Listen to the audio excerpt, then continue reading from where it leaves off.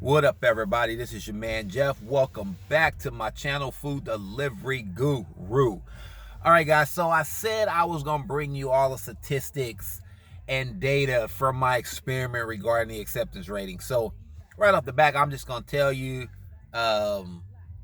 unless I needed to do this a whole lot longer, trying to train the system or set a threshold or limit for this acceptance rating bull crap theory, I don't believe that it works. Okay, guys. And I'm gonna say that for a couple of reasons. One, because I actually, set a threshold and limit, and I still was seeing a lot of the low paying orders come in. Some days better than others, but ultimately still getting the same kind of crappy orders. Now, as far as the restaurant being able to not go to a specific restaurant, there was Benihana's, which I hadn't been to or hadn't even gotten an order and for like over a year. And lo and behold, y'all, I got 2 orders for Benihana's through DoorDash. So, and like I said, I always decline Benihana's, but I still got orders. So here's my theory on this. You guys can comment below, let me know what you think. But I believe that if DoorDash was to build that into their system, they would lose a lot of money. Okay. Just imagine if all of us drivers knew that that existed, to where we can tailor the system for each one of our own independent type goals. So, let's just throw out there, if everybody said, I'm not taking nothing if it's less than $7, then that would force DoorDash to kind of, especially with this new pay model, to kind of raise their base pay to compensate for all that. And they're just not going to do that. Let's just be realistic. DoorDash is in the business to make money, and so are we. And so DoorDash relies on a lot of people to take some of the smaller orders, either not knowing any better, or because they got something going on and they just need to make the money right then and there, and they're hoping that they'll get a good tip. But bottom line is, you cannot, based on my data and the numbers that I have, there's no way in the world you can ever tailor the DoorDash system to meet your needs the way you want it. Okay, so I'm gonna go through some of the statistics and data real quick. If you don't want to hear none of that, you might want to end this video, because it's gonna kind of get a little boring at this point. But I did 142 orders that I actually completed. Okay, 107 orders that I actually declined. So total in 10 days, which came through my phone, was 249 orders total. Okay, so let's go ahead and look at really quick. So we're going to look at the type of orders that I received during this experiment, okay? Starting with the $6 orders, okay? Because my experiment and my threshold and limit that I set, I was not taking any orders less than $6, and the mileage had to be right.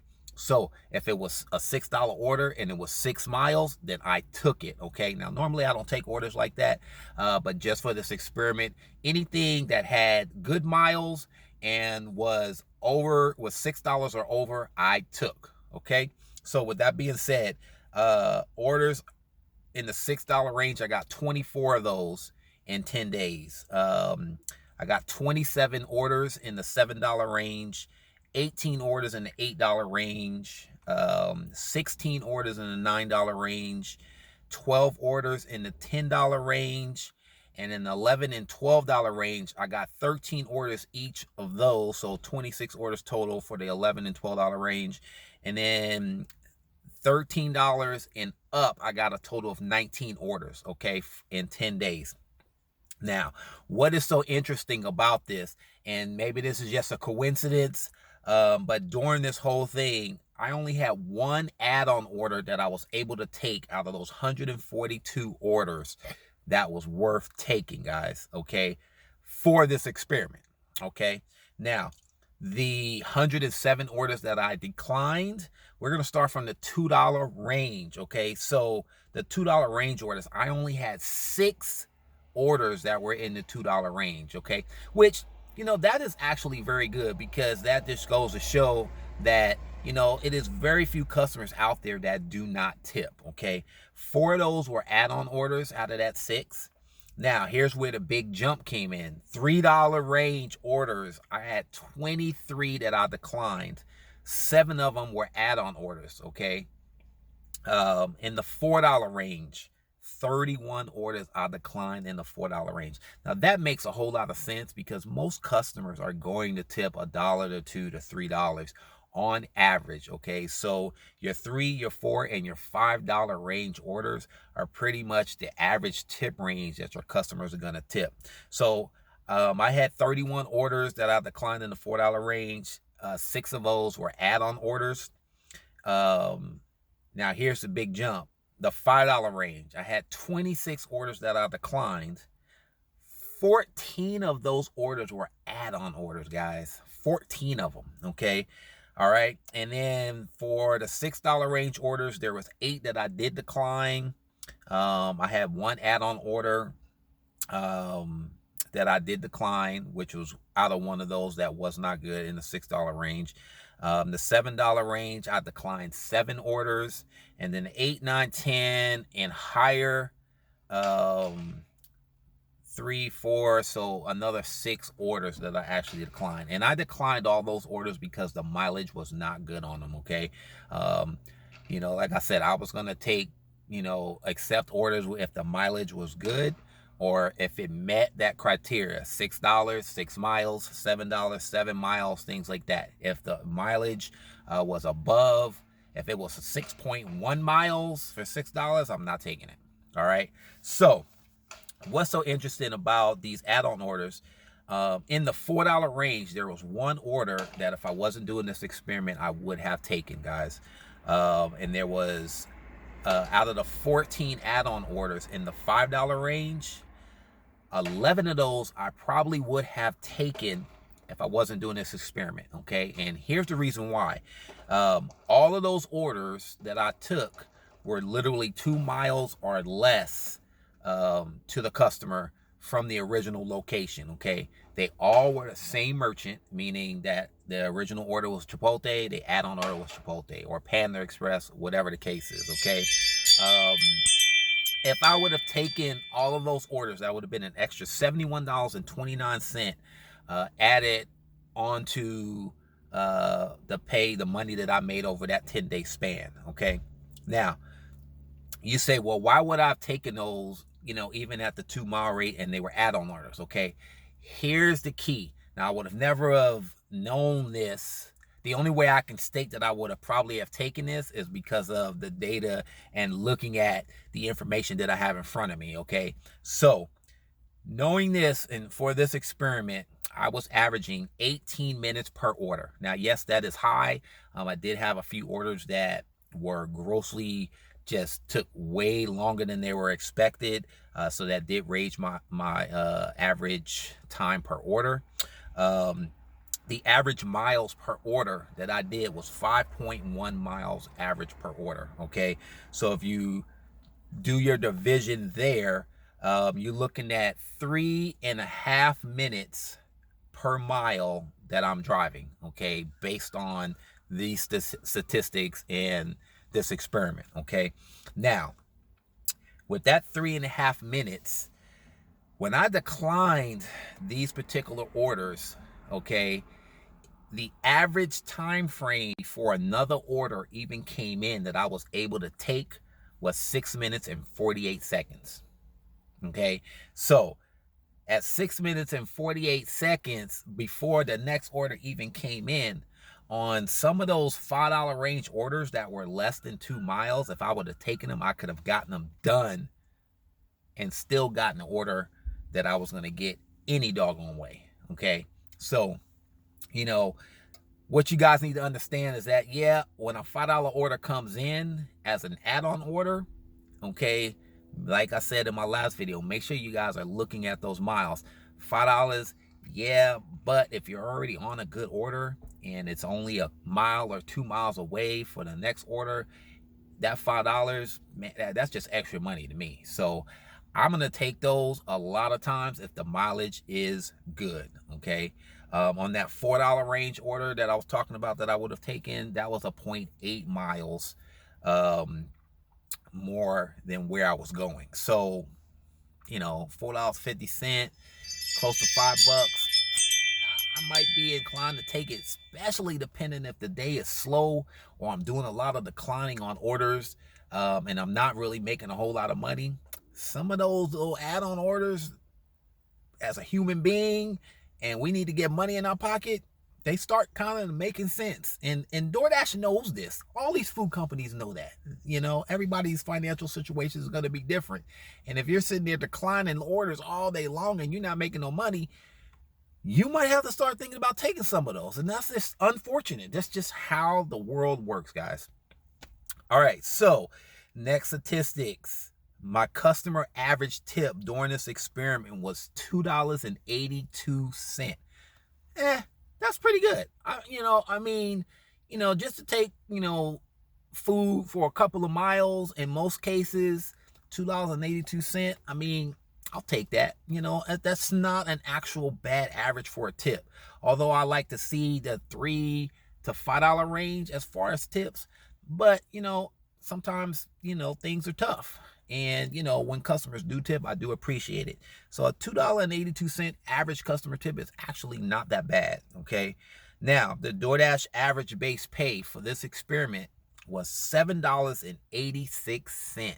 That means DoorDash was dishing out a lot of extra money because people are declining these orders, so they're having to add to the base pay to get drivers to take these orders, okay?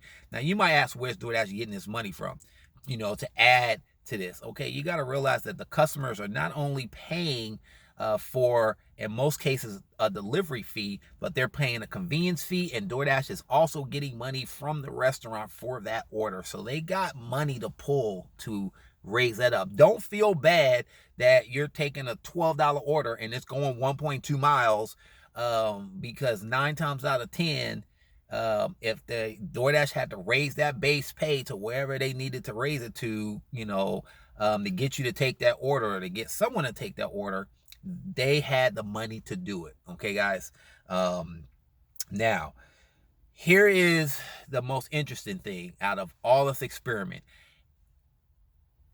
especially with this new pay model. And I think I said this in one of my other videos. I'll give it some props for the new pay model, with the simple fact that I am driving less miles than I was with the old pay model. Okay, with the old pay model, I was averaging 150 to 175 miles a day just to do $150 to $200. Okay, and I was typically working. Now, I had some good 8-hour days, but typically I was working 10 to 12 hours on the days that I would like to work, where I knew I was going to make money, like a Friday or a Sunday or something like that. I was working 8 to 12 hours on those days to make that $150 to $200. Okay, so more miles with the old pay, more hours with the old pay. With the new pay model, my hours have dropped. I am averaging right now 8.7 hours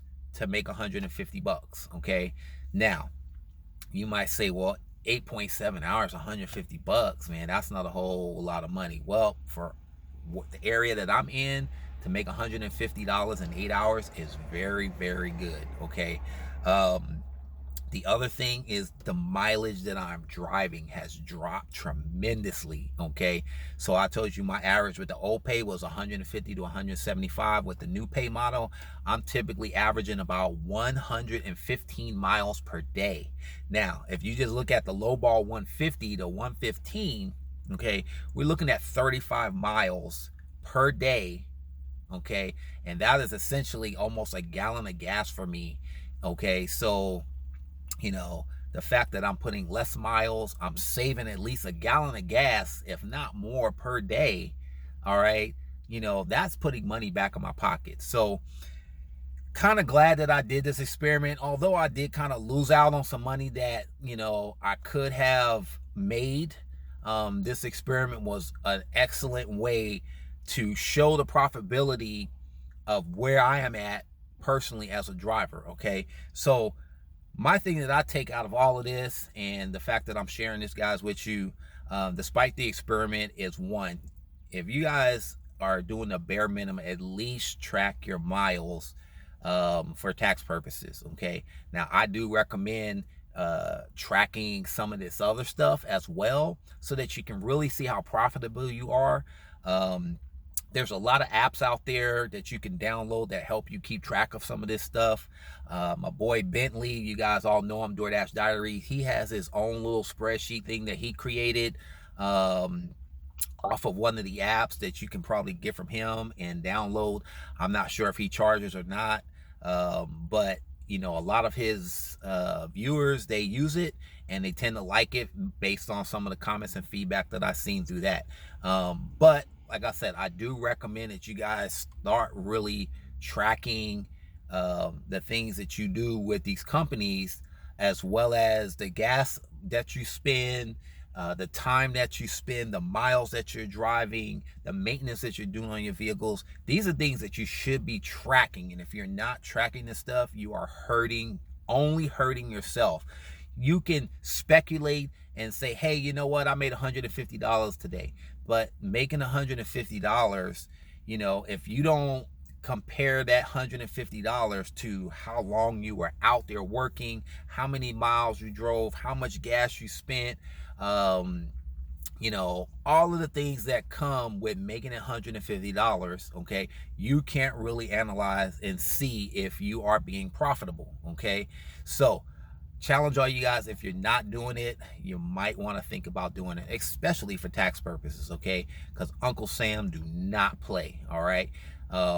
Most people, you know, like when I say I make $150, that's just $150, okay? Still got to consider, you got to, for self-employment tax, if you're full-time like me, you got to think about at least taking 30% right off of the top of that $150. Not including your gas, not including depreciation, not including all of the other stuff that goes along with that. So you guys, it is important to make sure you track this stuff. Hope you find this info helpful and positive. I know it's kind of boring listening to all those numbers. I mean, really, these numbers are about my area and what I did, and this will always change. It will never ever be like that, because this is just a one-time thing. But it kind of gives me a ballpark of, you know, where I'm at and what I'm doing as far as a full-time job with food delivery. Okay, guys. Now, the one thing that I didn't mention is the fact that, and I forgot to mention, is that my average miles was 5.1 during this experiment. So if you looked at, you know, 5.1 and multiply that times the number of orders I had, 724 miles that I drove, or 72.5 miles per day that I drove to complete all these orders. Now, there's other orders with Grubhub and Postmates and things like that that I do. So normally, like I said, like my average in 115 miles. So I'm probably putting another 40 to 45, 50 miles on top of the 72.5 that I was just doing for DoorDash. You know, that comes from driving around the hot spots, you know, doing other orders, whatever the case is. So just know you got to put all that stuff in perspective, guys. I'm done talking. I'm done boring you guys. Hope this video was helpful. Like I said, you cannot tailor the DoorDash system or train it in an aspect. And as far as the person that told me this info, I will just say this, not without saying any names, and I've already talked to this person. They still claim that you can. Here's my challenge to that person, because I know they're going to watch this video, because I told them I was going to release it today. Let's do a ride along. I want to see the type of orders that come in on your phone, and I want to be able to film it and record it. And I'll do a ride along for, you know, a few hours, you know, 2 or 3 hours. And then you could prove to me that you got the DoorDash system tailored or trained to the way or the orders that you like to receive. That's all I can say at this point, okay? All right, guys. So with that being said, you guys make that money, drive safe, and peace out.